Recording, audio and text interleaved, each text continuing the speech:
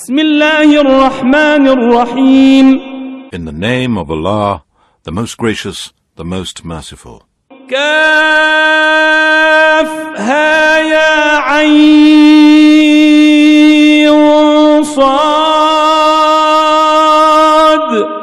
ذكر رحمة ربك عبده زكريا إذ نادى ربه نداء خفيا قال رب إني وهن العظم مني واشتعل الرأس شيبا ولم أكن بدعائك رب شقيا. Kaf, Ha, Ya, Ain, Sad. This is a mention of the mercy of your Lord to his slave Zechariah, when he called out to his Lord a call in secret, saying, My Lord, indeed my bones have grown feeble, and grey hair has spread on my head, and I have never been unblessed in my invocation to you, O my Lord. وإني خفت الموالي من ورائي وكانت امرأتي عاقرا فهب لي من لدنك وليا يرثني ويرث من آل يعقوب واجعله رب رضيا. يا زكريا إنا نبشرك بغلام اسمه يحيى لم نجعل له من قبل سميا. And indeed, I fear for my relatives after me, since my wife is barren. So give me from yourself an heir, who shall inherit from me, and also inherit religious knowledge, and the prophethood of Jacob. And make him my Lord, one with whom you are well pleased. Allah said, O Zechariah, indeed we give you glad tidings of a son. His name will be John. We have given that name to none before him. قال رب أنى يكون لي غلام وكانت امرأتي عاقرا وقد بلغت من الكبر عتيا. قال كذلك قال ربك هو علي هين وقد خلقتك من قبل ولم تك شيئا. قال رب اجعل لي آية. قال آيتك ألا تكلم الناس 3 ليال سويا. He said, My Lord, how can I have a son when my wife is barren and I have reached extreme old age? Allah said, So it will be. Your Lord says, It is easy for me. Certainly I have created you before when you were but nothing. Zechariah said, My Lord, appoint for me a sign. He said, Your sign is that you shall not speak to mankind for 3 nights, though having no bodily defect. فخرج على قومه من المحراب فأوحى إليهم أن سبحوا بكرة وعشيا يا يحيى خذ الكتاب بقوة وآتيناه الحكم صبيا وحنانا من لدنا وزكاة وكان تقيا وبرا بوالديه ولم يكن جبارا عصيا وسلام عليه يوم ولد ويوم يموت ويوم يبعث حيا. Then he came out to his people from his chamber. He told them by signs to glorify Allah's praises in the morning and in the afternoon.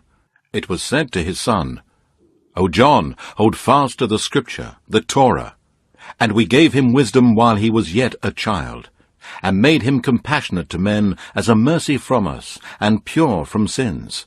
And he was righteous and dutiful towards his parents, and he was neither arrogant nor disobedient to Allah or to his parents. And peace be upon him the day he was born, the day he dies, and the day he will be raised up to life again. واذكر في الكتاب مريم إذ انتبذت من أهلها مكانا شرقيا فاتخذت من دونهم حجابا فأرسلنا إليها روحنا فتمثل لها بشرا سويا. And mention in the book, this Quran, O Muhammad, the story of Mary, when she withdrew in seclusion from her family to a place facing east. She placed a barrier to screen herself from them. Then we sent to her our angel Gabriel, and he appeared before her in the form of a man in all respects. قالت إني أعوذ بالرحمن منك إن كنت تقيا قال إنما أنا رسول ربك لأهب لك غلاما زكيا قالت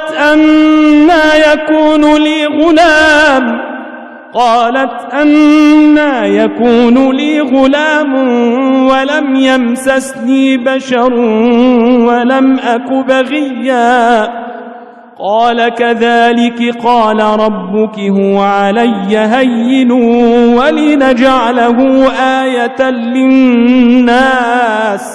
ولنجعله آية للناس ورحمة منا وكان أمرا مقضيا.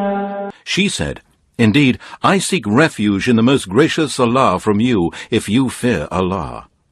The angel said, I am only a messenger from your Lord, to announce to you the gift of a righteous son. She said, How can I have a son, when no man has touched me, and I am not unchaste? He said, So it will be. Your Lord said, This is easy for me, and we wish to appoint him as a sign to mankind and a mercy from us. This is a predestined matter. فحملته فانتبذت به مكانا قصيا فأجاءها المخاض إلى جذع النخلة قالت يا ليتني مت قبل هذا وكنت نسيا منسيا فناداها من تحتها ألا تحزني قد جعل ربك تحتك سريا وهزي إليك بجذع النخلة تساقط عليك رطبا جنيا فكلي واشربي وقري عينا فإما ترين من البشر أحدا فقولي إني نذرت للرحمن صوما فلن أكلم اليوم إنسيا. So she conceived him, and she withdrew with him to a far place. And the pains of childbirth drove her to the trunk of a date palm. She said, Would that I had died before this, and had been forgotten and out of sight.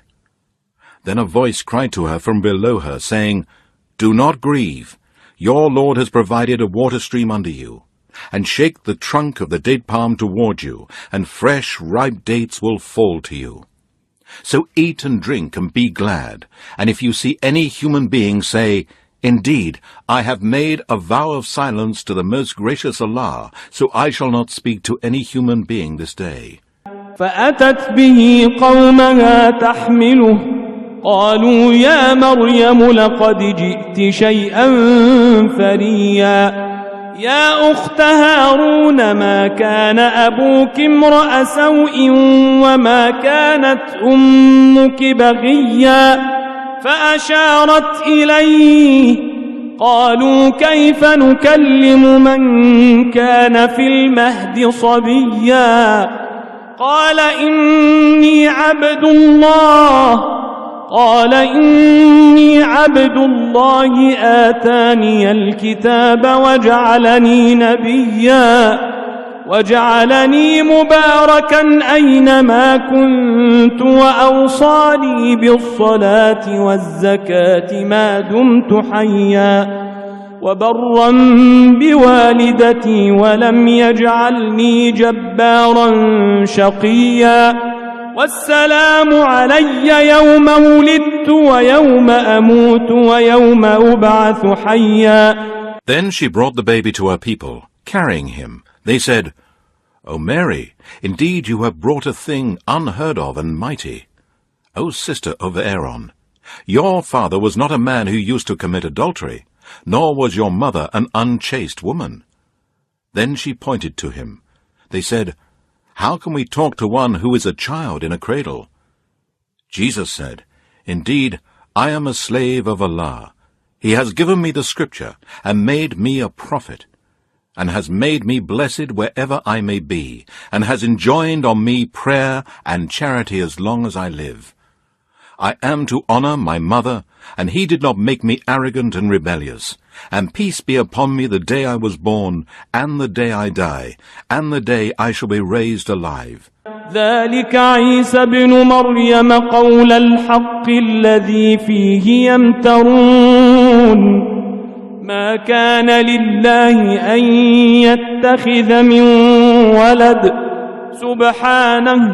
سبحانه إذا قضى أمرا فإنما يقول له كن فيكون وإن الله ربي وربكم فاعبدوه هذا صراط مستقيم. Such is Jesus, son of Mary. It is a statement of truth about which they doubt. It does not befit the majesty of Allah that he should have a son. Glorified and exalted be he above all that they associate with him. When he decrees a thing, he only says to it, "Be," and it is.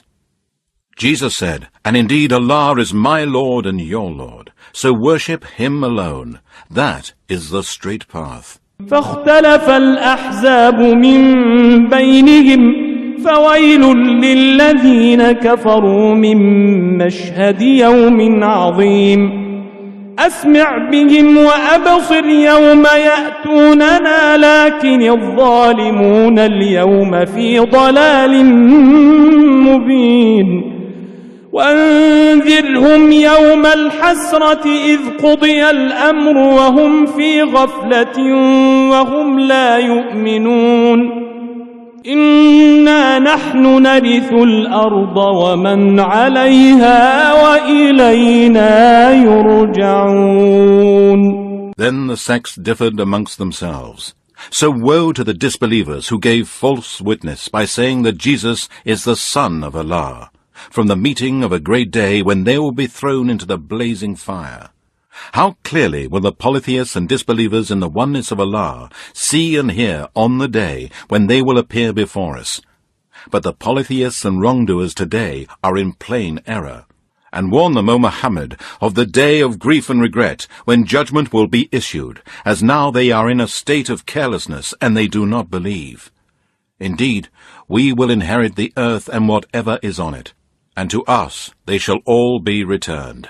واذكر في الكتاب إبراهيم إنه كان صديقا نبيا إذ قال لأبيه يا أبت لم تعبد ما لا يسمع ولا يبصر ولا يغني عنك شيئا يا أبت إني قد جاءني من العلم ما لم يأتك فاتبعني أهدك صراطا سويا يا أبت لا تعبد الشيطان إن الشيطان كان للرحمن عصيا يا أبت إني أخاف أن يمسك عذاب من الرحمن فتكون للشيطان وليا.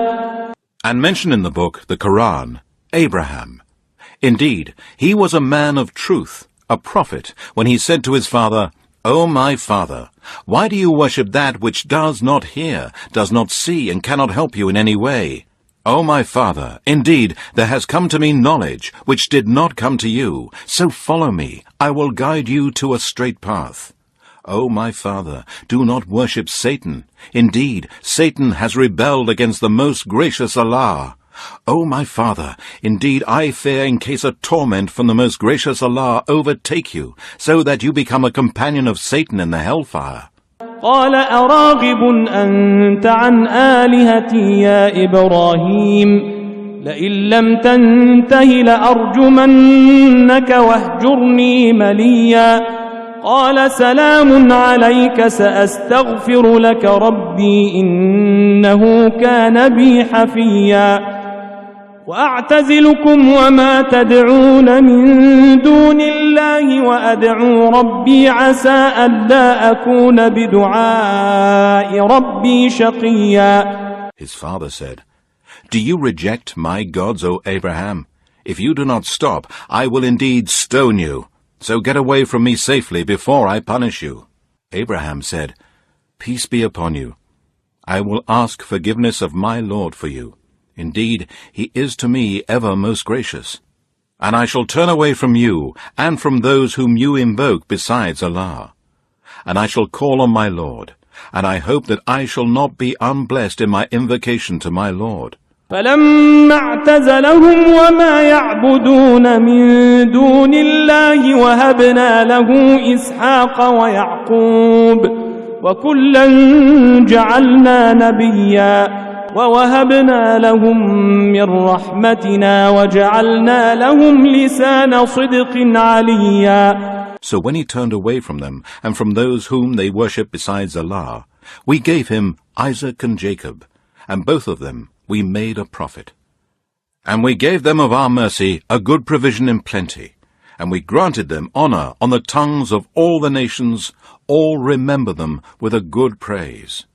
واذكر في الكتاب موسى إنه كان مخلصا وكان رسولا نبيا وناديناه من جانب الطور الأيمن وقربناه نجيا ووهبنا له من رحمتنا أخاه هارون نبيا. And mention in the book this Quran, Moses. Indeed, he was chosen, and he was a messenger and a prophet.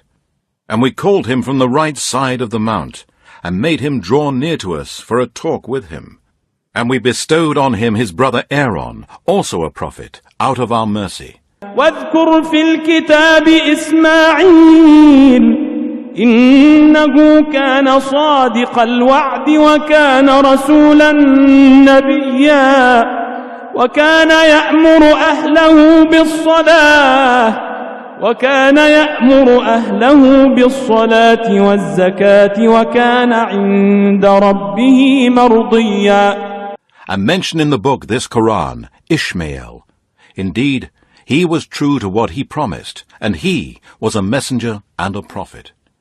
And he used to enjoin on his family and his people prayer and charity, and his Lord was pleased with him. واذكر في الكتاب إدريس إنه كان صديقا نبيا ورفعناه مكانا عليا. أولئك الذين أنعم الله عليهم من النبيين من ذرية آدم وممن حملنا مع نوح ومن ذرية إبراهيم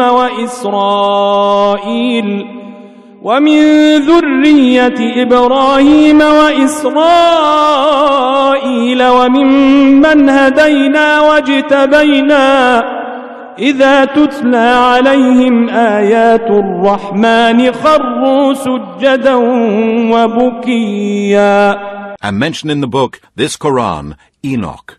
Indeed, he was a man of truth and a prophet, and we raised him to a high station. They were those on whom Allah bestowed his grace from among the prophets, of the offspring of Adam, and of those whom we carried in the ship with Noah, and of the offspring of Abraham and Israel, and from among those whom we guided and chose. When the verses of the most gracious Allah were recited to them, they fell down prostrating and weeping. فخلف من بعدهم خلف أضاعوا الصلاة واتبعوا الشهوات فسوف يلقون غيا إلا من تاب وآمن وعمل صالحا فأولئك يدخلون الجنة ولا يظلمون شيئا جنات عدن التي وعد الرحمن عباده بالغيب إنه كان وعده مأتيا لا يسمعون فيها لغوا إلا سلاما ولهم رزقهم فيها بكرة وعشيا. Then there has succeeded them generations who have given up prayer and made their prayers to be lost by not offering them, or by not offering them perfectly, or by not offering them in their proper fixed times, and they have followed lusts. So they will be thrown into hell, except those who repent and believe in the oneness of Allah and His Messenger Muhammad, and work righteousness. Such will enter paradise, and they will not be wronged in aught. They will enter gardens of eternity in paradise, which the most gracious Allah has promised to those who worship Him, even in privacy. Indeed, His promise must come to pass. They shall not hear in paradise any false, evil or vain talk, but only salutations of peace. And they will have sustenance morning and afternoon. تلك الجنة التي نورث من عبادنا من كان تقيا. تلك الجنة التي نورث من عبادنا من كان تقيا. وما نتنزل إلا بأمر ربك له ما بين أيدينا وما خلفنا وما بين ذلك وما كان ربك نسيا. Such is the paradise which we shall give as an inheritance to those of our slaves who have been amongst the pious and righteous persons. And the angels do not descend except by the command of your Lord, O Muhammad. To Him belongs what is before us and what is behind us, and what is between those two. And your Lord is never forgetful. رب السماوات والأرض وما بينهما فاعبده واصطبر لعبادته هل تعلم له سميا. ويقول الإنسان أإذا ما مت لسوف أخرج حيا. أولا يذكر الإنسان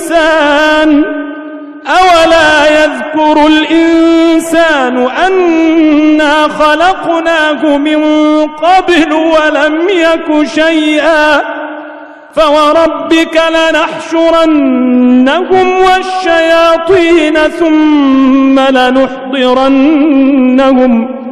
ثم لنحضرنهم حول جهنم جثيا. The Lord of the heavens and the earth, and all that is between them. So worship Him alone, and be constant and patient in His worship. Do you know of any who is similar to Him? Of course, none is similar or comparable to Him, and He has none as a partner with Him. There is nothing like Him, and He is the All-Hearer, the All-Seer. And man says, when I am dead, shall I then be raised up alive? Does man not remember that we created him before when he was nothing? So by your Lord, surely, we shall gather them together, and also the devil with them. Then we shall bring them to hell on their knees. ثم لننزعن من كل شيعة أيهم أشد على الرحمن عتيا. ثم لنحن أعلم بالذين هم أولى بها صليا. وإن منكم إلا واردها كان على ربك حتما مقضيا. ثم ننجي الذين اتقوا ونذر الظالمين فيها جثيا. Then indeed we shall drag out from every sect all those who were worst in obstinate rebellion against the most gracious Allah. Then indeed we know best those who are most worthy of being burnt there.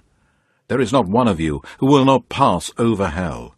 This is with your Lord, a decree which must be accomplished. Then we shall save those who used to fear Allah and were dutiful to Him. And we shall leave the polytheists and wrongdoers humbled on their knees in hell. وَإِذَا تُتْلَى عَلَيْهِمْ آيَاتُنَا بَيِّنَاتٍ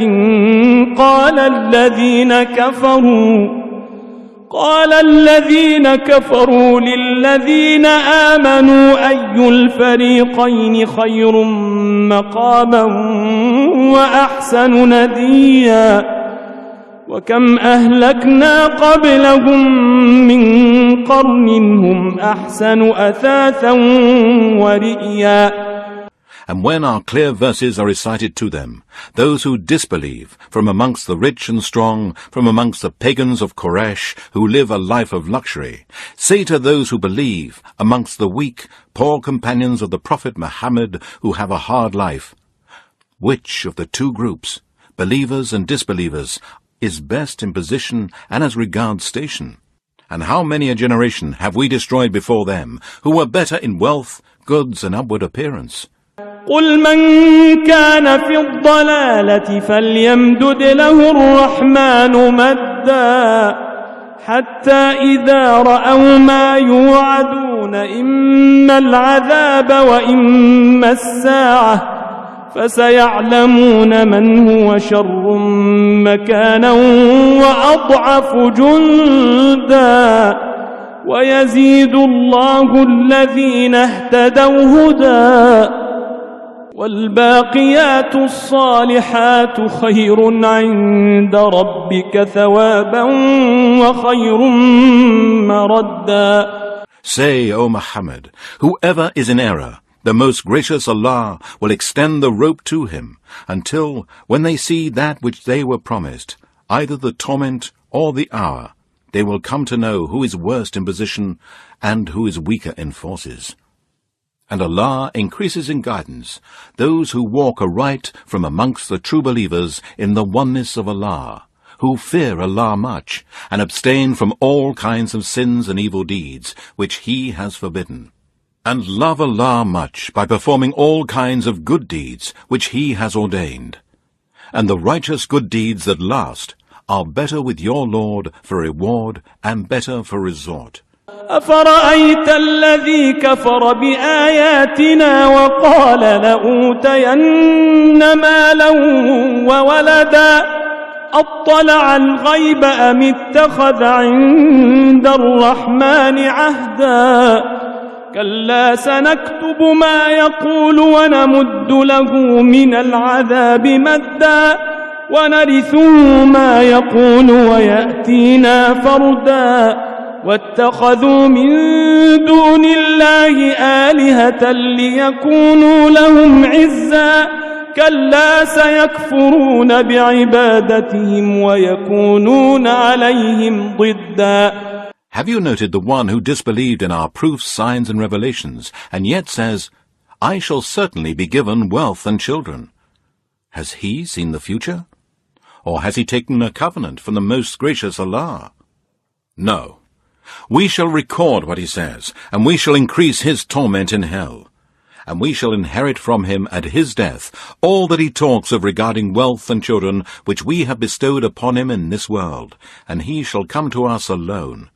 And they have taken for worship gods besides Allah, that they might give them honor, power, and glory, and also protect them from Allah's punishment. No.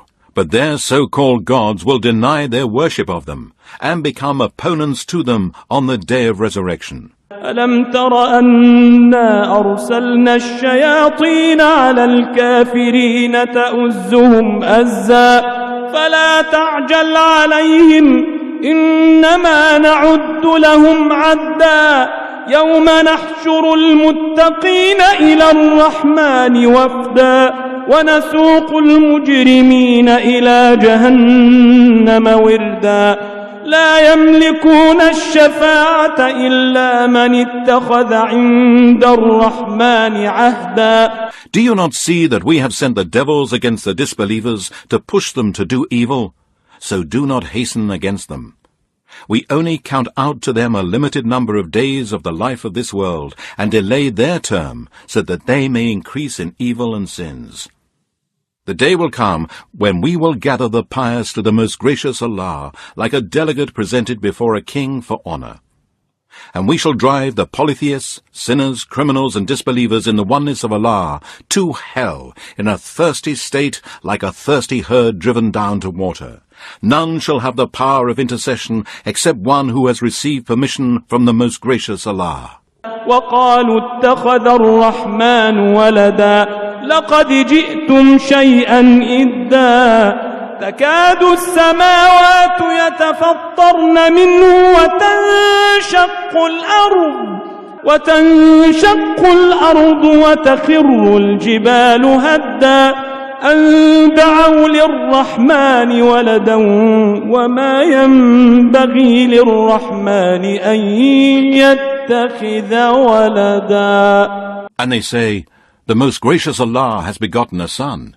Indeed, you have said a terrible evil thing, whereby the heavens are almost torn, and the earth is split asunder, and the mountains fall in ruins.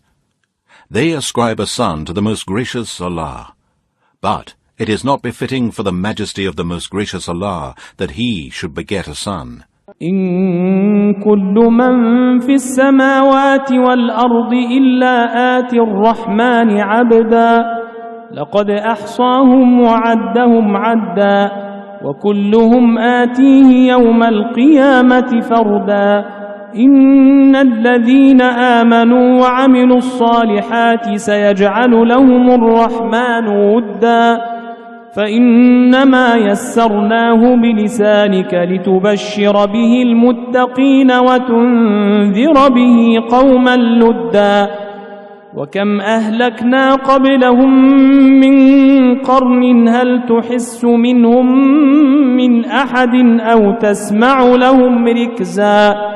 There is none in the heavens and the earth, but they come to the most gracious Allah as a slave. Indeed, He has encompassed them, and has counted them one by one. And every one of them will come to Him alone on the day of resurrection, without any helper, protector, or defender. Indeed, those who believe in the oneness of Allah and in His Messenger Muhammad, and work deeds of righteousness, the most gracious Allah will bestow love for them in the hearts of the believers.